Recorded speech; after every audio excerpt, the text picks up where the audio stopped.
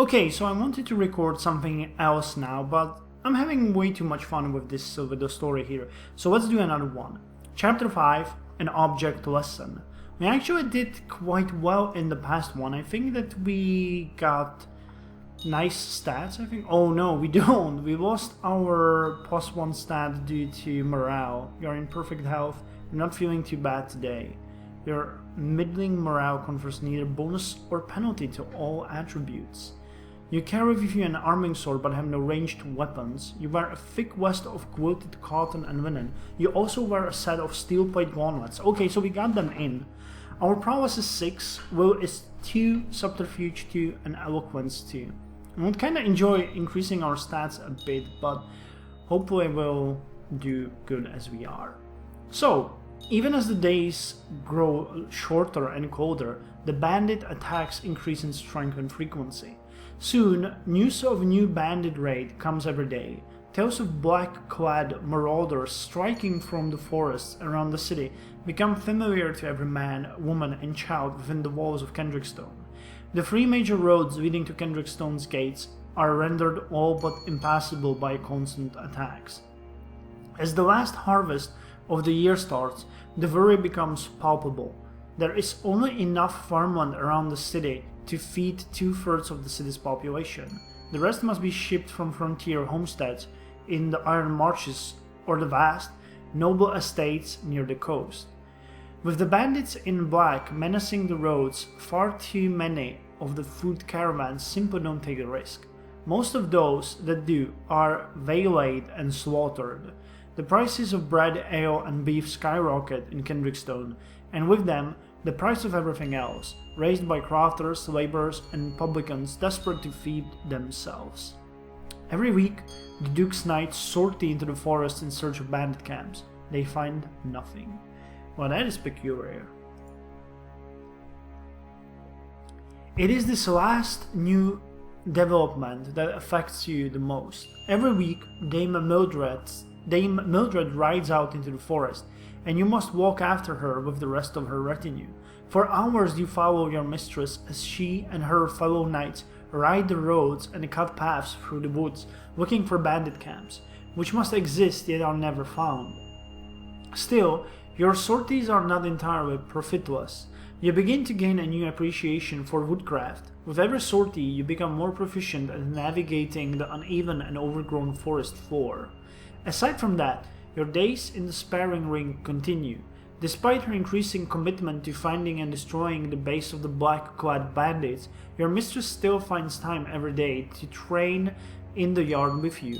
Day after day, you find yourself moving just a little faster, your bow striking a little stronger. With every round, you learn new tricks and tactics until one day you manage to be just fast enough. Your wooden sword manages to catch Mildred's shield just right. You push the shield aside with your sword and charge in, bearing and the unprepared knight to the ground. A succession of emotions run through your mistress' face in the space of a moment: surprise, anger, and finally pride. The next morning, Dame Mildred awaits you in the sparring ring as usual. However, this time she carries not a spear and shield, but a towering pillar of wood and steel, a great lance. From that day onward, you train with the lance instead of the sword. With no horse of your own, you begin by jousting at a quintin from food, learning the motions of carrying, coaching, and striking with the lance. Your sparring sessions stop, however, save for a refresher one morning every week. There is little more that Dame Mildred can teach you, she claims, so you must begin to broaden your skill with proficiency in the other knightly weapons, the mace, the lance, and the pole axe. Of course, the fact that you were able to match a knight with 20 years of experience does not remain a secret. Soon, the other squires and knights begin referring to you as a prodigy. Such a thing could hardly hurt your reputation.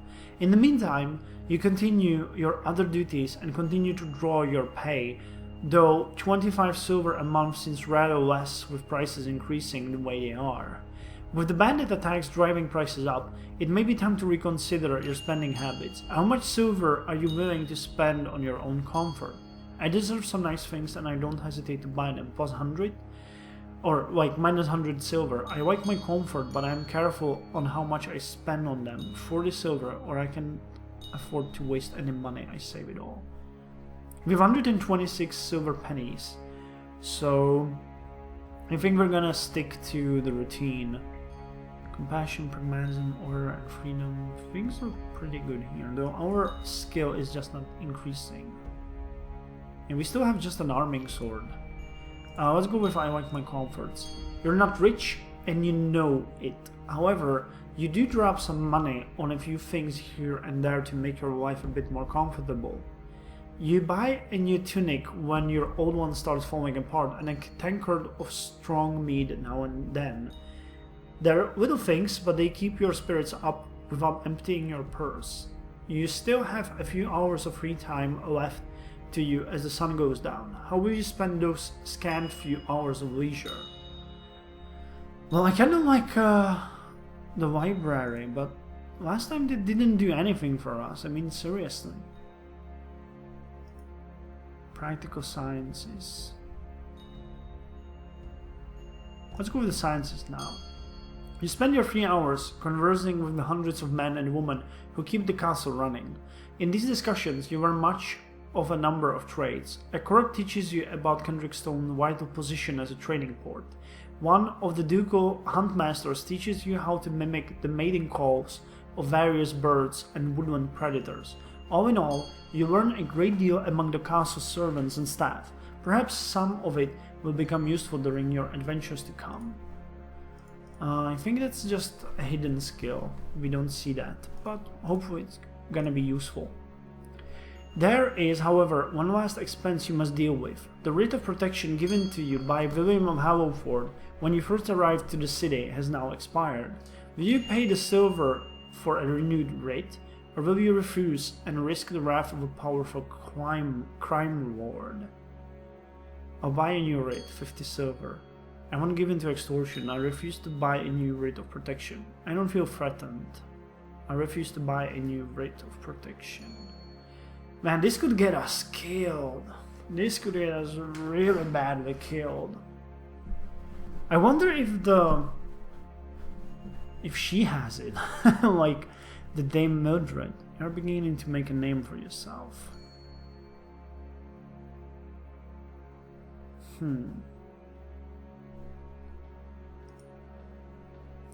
We have the gauntlets, we have the... I don't want to think too much of myself, you know, and get murdered for that.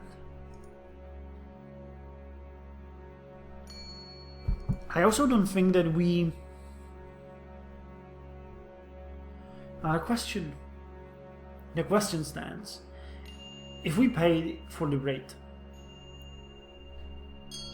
do we even use it? Are we out at night? Or not? You know what I mean? Because it seems like during the nights we are always in the actual castle. So let's go with this one.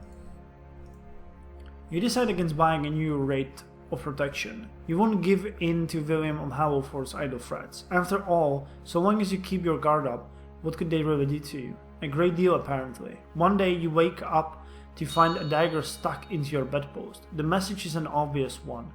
Even in the heart of the city, behind walls of stone, you are not safe. When you bring this up in the guard's room, the other servants and squires get nervous. It seems that even service to the Duke does not absolve you of paying for protection. According to your fellows, only full knights are safe. The knights of the next few weeks prove very nervous ones for you. Well, fuck it, we're gonna get raped, I guess. One day, as you are walking across the castle yard, a young woman in grey, nondescript clothes, dashes through the front gates. Oddly enough, the soldiers standing guard do nothing to stop her. The reason for that becomes obvious once she runs to you and Verdusa hands you a folded piece of paper, sealed with the unmistakable crest of William of Hallowford. You open the note and it reads, Zygmunt, your presence is requested immediately at my residence. There is no question that the matter mentioned in the note is urgent, so you leave immediately, pausing only to tell your mistress where you are going. Though the crime reward house is halfway across the city, you have become familiar with Kendrickstone Street and are there within half an hour. As you approach the door, a pair of guards appear to usher you in. You are taken beyond the ornately appointed great hall, up a set of stairs, and into a small room. William of Hollowford himself awaits. "Please sit down, Zygmunt," he says, motioning to a chair opposite his desk with one hand as he pours out 2 cups of wine with the other. "So," he says as you sit down, "you're still an adventurer, are you not? Still looking for jobs?" You nod. William of Hollowford smiles as he takes one of the cups and pushes the other towards you over the polished wooden desktop, the deep red liquid rippling in its burnished brass container. "Good, very good. Then perhaps I have an offer for you, one I expect you shall accept." What do you want me to do? Instead of answering your question directly, William of Hollowford reaches into his doublet and pulls out a small piece of parchment. With 2 fingers, he pushes it across the desk. "Do you know what this is?" he asks. You pick up the paper. On it is a drawing of an emblem of some sort, a bird in flight surrounded by a pair of concentric circles. It's hardly much to go on. Trading house, noble families, and even the city functionaries all have their own such emblems, and you have never seen this particular one before. You shake your head. "That emblem," William explains, "is the sigil of the House of Swanfall, a wealthy noble house hailing from the Duchy of Torrinhall." "What does this have to do with us?" you reply. "Torrinhall is a week's ride to the north." The crime boss nods. "It is indeed, but one of House Swanfall's younger sons, a Lord Berwick, lives in a manse in Kendrickstone. His conduct is of very great concern to me, and by extension, you." William Hollowford leans back in his chair, swirling the wine in his goblet around as he explains. "Up until very recently, Lord Berwick and his family have paid for their protection promptly. However, for the last 2 months, no payment has been forthcoming." Oh God. William of Hollowford takes a sip from his goblet and leans forward, resting his elbows firmly on the top of his desk. Perhaps the man thinks his high birth or the distant influence of his family makes him impervious to the chastisement I might wish to lay upon him. I needed to prove him wrong. "All right," you reply, your tone sour. "So you want me to attack a man for not paying you off? Is that all?" William of Hollowford shakes his head. "Hardly that," he says easily. "I do not wish harm upon the man. I merely need to offer him a reminder of the value of my protection." "Like the reminder your fucks gave me a few weeks back?" Your reply is bitter. "You're pretty sure the man sitting opposite to you knows exactly what you're talking about, but he gives absolutely no sign of it. Why? Were you attacked or threatened?" he asks innocently. "If you had paid for a writ of protection, I'd be bound to track down the culprits, but since you have not," he shrugs his shoulders in a convincing display of innocence. The well-groomed man leans back in his chair, his fingers steepled together. "What I require of you is quite simple, really. Lord Berwick has in his possession a rather valuable heirloom chalice, a relic of the Flowering Court, in surprisingly good condition, which I have wanted for my collection for some time now. I need you to gain entrance into his house in Kendrickstone and steal it." William's eyes narrow as he grins, cat-like. "That will not only provide me with a rather nice centerpiece for my collection, but also convince Lord Berwick that there is no substitute for the protection I offer. So are you interested?" Do I really have a choice? William of Hollowford smiles, not warmly, but with the smugness of a man who knows he has just won an argument. "Yes, you have a choice, and it was one you particularly made when you choose to become an adventurer." You frown. "What's that supposed to mean?" The well-groomed man leans forward, his fingers still steepled together. "An adventurer's path is one of service. Despite your freedom, you are still dependent on the opportunities presented to you. All I am saying is that if you turn down this offer, who knows how many others may come." You grit your teeth. The man has a point. An adventurer with a reputation for refusing job offers isn't likely to go far. In addition, You somehow doubt the crime lord would be above sabotaging any future work you might have in the city. You may not like it, but for the sake of your future adventuring career, you may have to go through with it. William of Halliford seems to show no awareness of your internal frustration. Instead, he merely smiles easily at you. Of course, if you have any other questions about the job, you are free to ask. I'm getting paid for this, right? William of Halliford responds with laughter, not his normal urbane chuckle, but a genuine belly laugh. Do you take me for some sort of beggar boy, capable of repaying you with nothing more than thanks and blessings? He says, as his laughter finally fades. I have considerable resources at my disposal. I could offer you gold, fame, even a position in my organization, should you wish it. I do not like this one. I really hate this one. I wish there was a way how I could get out of it. I don't feel good about serving the crime lord.